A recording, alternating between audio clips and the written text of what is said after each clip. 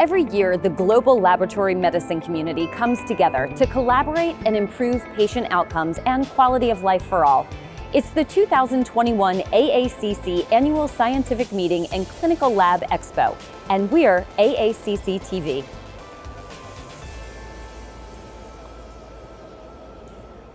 Welcome back to the Georgia World Congress Center as lab scientists from around the world gather together in person and virtually for another exciting day of learning and sharing knowledge.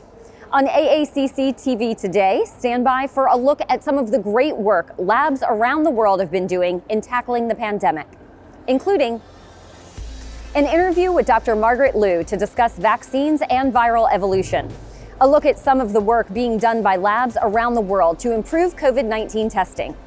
We'll also discuss prediction models with Dr. Thomas Durant and Dr. Patrick Mathias, size up the two teams competing in this year's Laboratory Feud, and keep watching for a discussion on the role of cannabinoids in laboratory medicine with Dr. Marilynhustis. Remember, you'll find us here in the Georgia World Congress Center, in select hotels, on the virtual platform, on the meeting app, and find us online.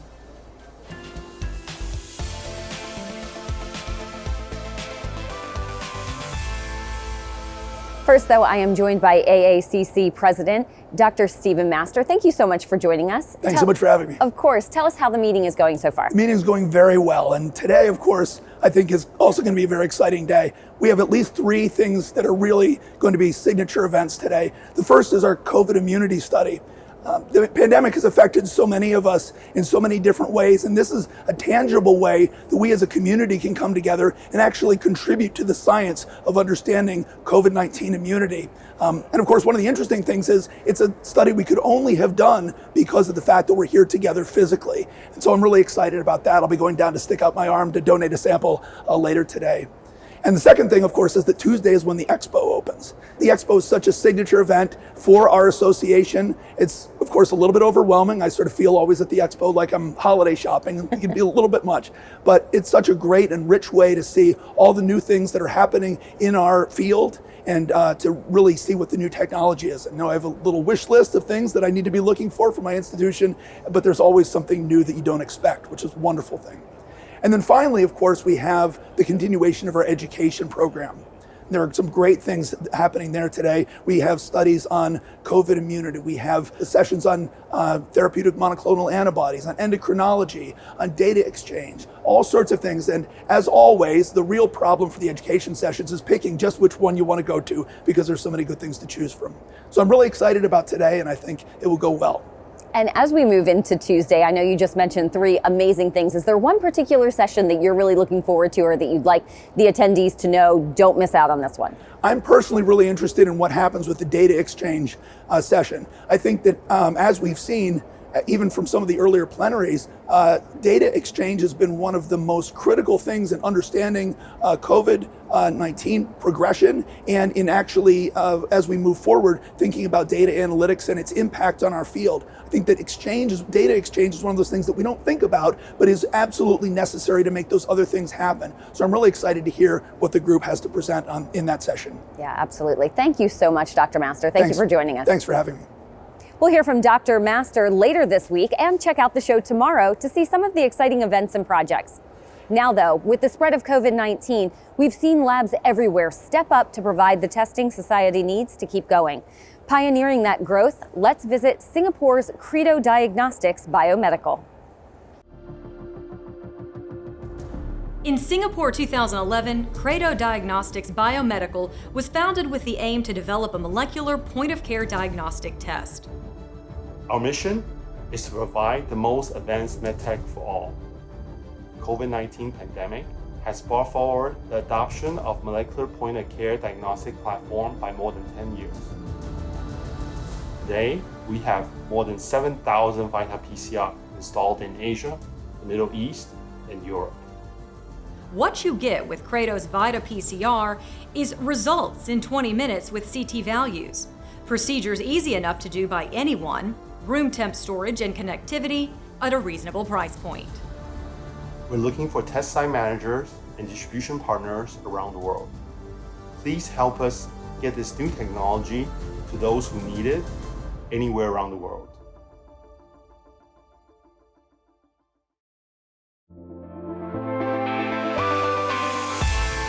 We've all seen the challenges that SARS-CoV-2 variants have placed on containing COVID-19.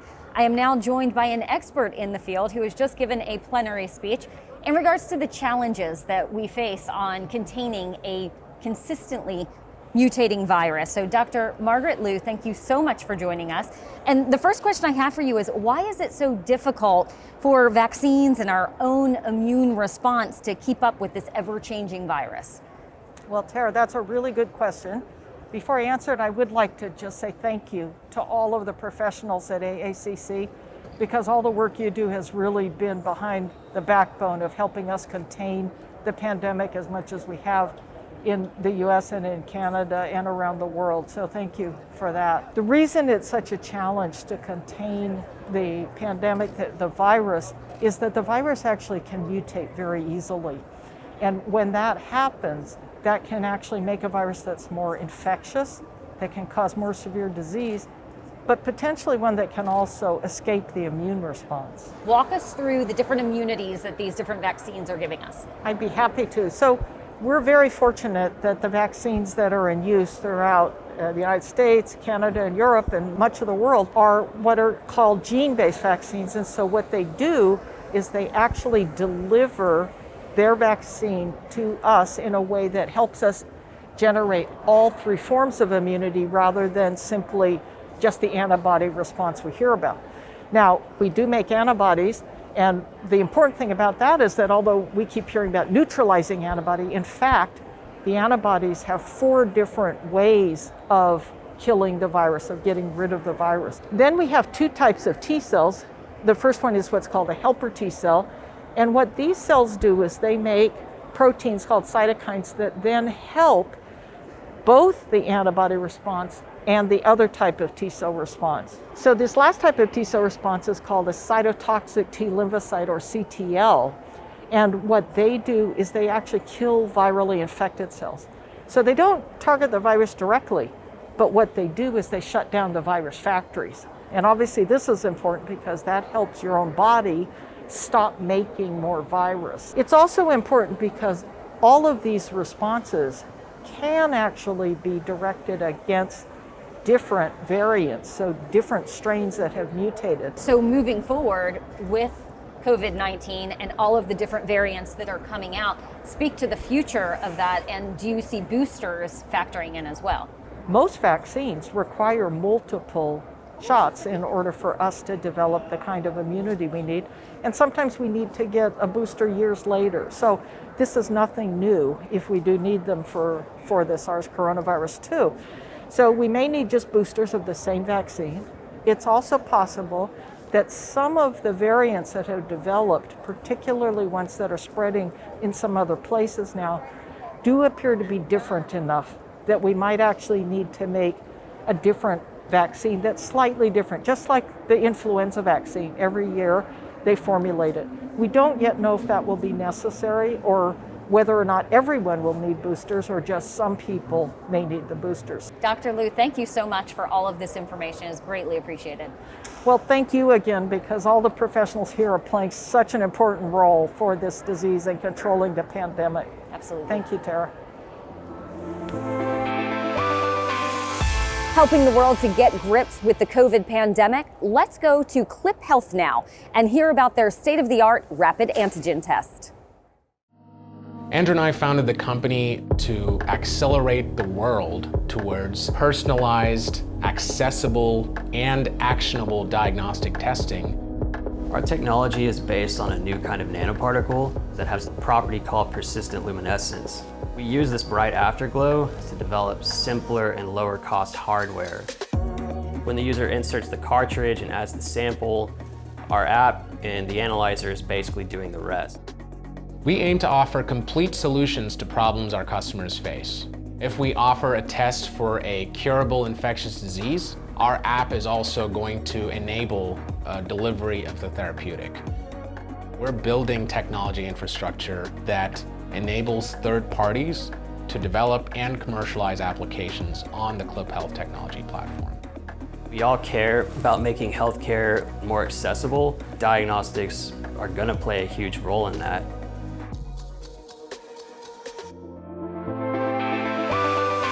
Next up, it's your favorite part of the AACC meeting. Let's meet with the two teams in this year's Laboratory Feud as East faces West.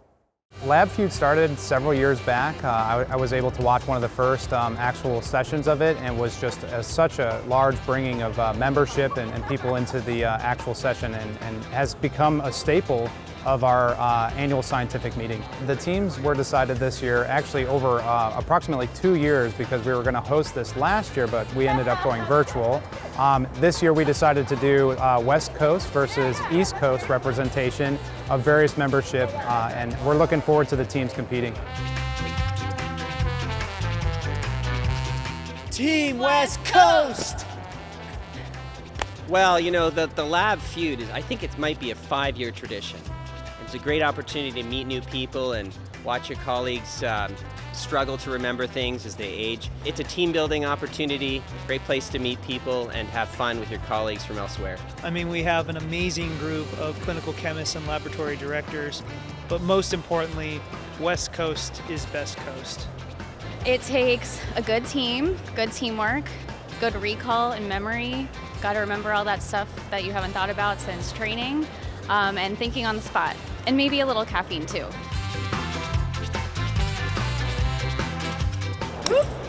East Coast! East Coast!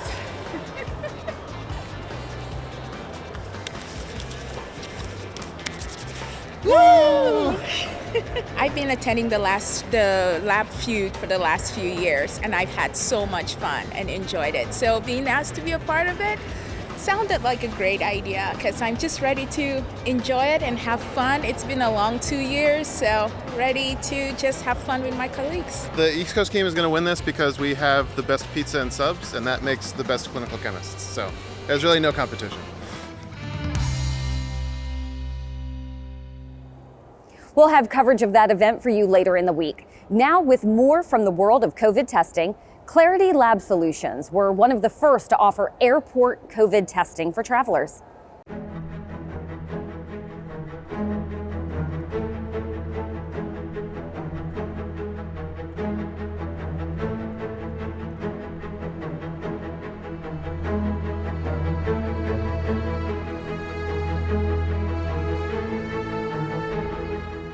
Where most laboratories in the country right now are 72-hour turnaround times or greater, we're able to turn samples around on-site in 3 to 4 hours with the highest sensitivity, specificity, and overall accuracy possible.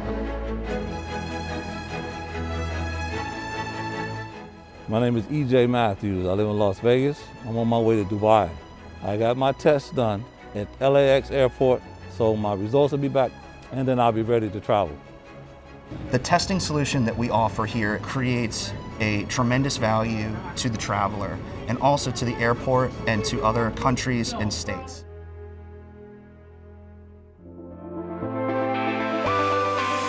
Time to head back out and find out what you're up to at this year's meeting. I was really enthusiastic about the artificial intelligence, the Culture Award winner last night, and she was just outstanding. It's really exciting to think about how our profession is going to continue to grow and evolve. There's so many great sessions here at the show. I'm going to the Univant session in a few minutes. Dr. David Grenache is leading one, and it's about healthcare teams that have unified to achieve measurably better healthcare performance. But I'm excited to see some biomarker ones this afternoon and also tomorrow. So Dr. Apple is doing one with Dr. Jaffe on high sensitivity troponin.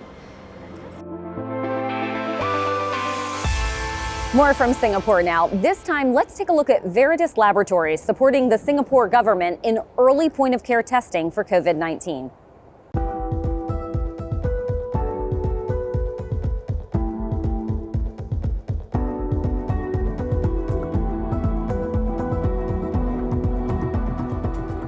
Veritas Laboratories is committed to coming out with faster, more efficient, and more robust tests.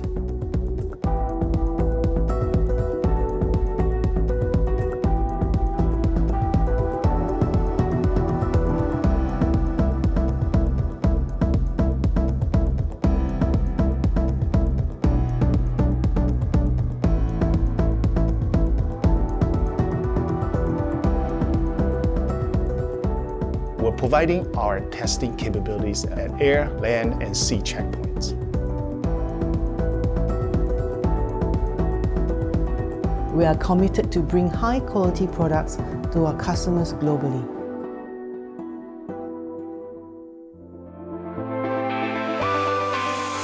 Lab scientists are used to dealing with vast amounts of data, but organizing and sharing that data to get the most out of it can be a major challenge. So joining us today, we have Dr. Thomas Durant and Dr. Patrick Mathias, who will be speaking on this at a session tomorrow. So thank you both for being here. And my first question, what could better sharing of data mean for lab science? What are we missing out on? Yeah, I think there are a lot of different opportunities.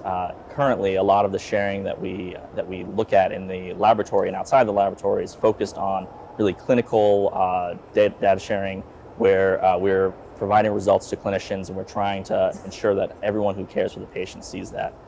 While there has been a concerted effort to really share that data and ensure patients and providers have it, we haven't really taken full advantage of that as laboratories to really improve the quality of the services that we're delivering to our patients.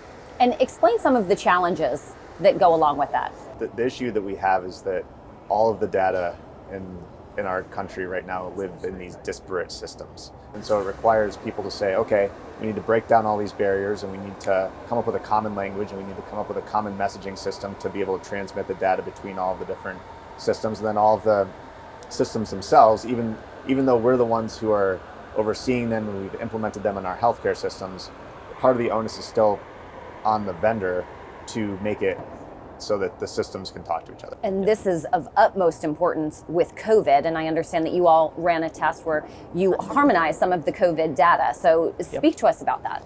Yeah, so the National COVID Cohort Collaborative has been a large, really national scale effort to take clinical data, not just laboratory data, but clinical data as a whole, and put that into one repository. You know, one of the key takeaways from that effort has been that the barriers to sharing data are not just technical. There are also other significant administrative and privacy and security barriers that are required to be overcome. And I think the thing is too to remember is that we're very early in this process, and so now that all these projects are popping up, it's us learning how to do this, right? It's us learning where the barriers are and what the friction points are. And tell us where people can find out more about this information, including your session tomorrow.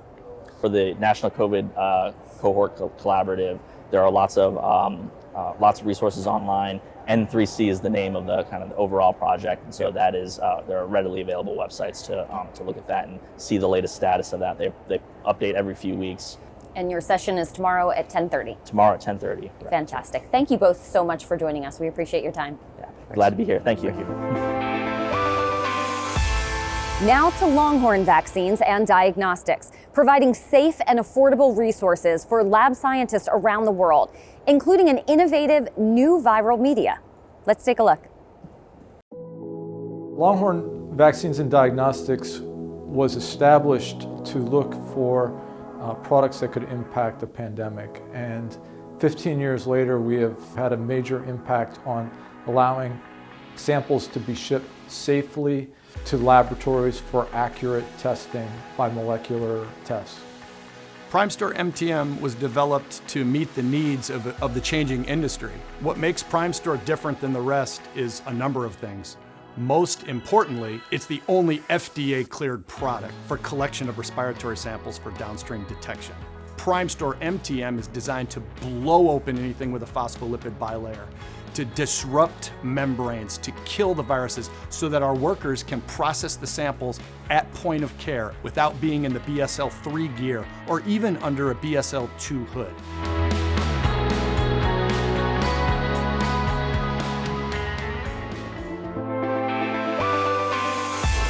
I'm delighted to be joined by Dr. Marilynhustis, who has dedicated the last 50 years of her life understanding the role of cannabinoids and the effect on the human body. Thank you so much for joining us. Very happy to be here. So what got you into this line of work?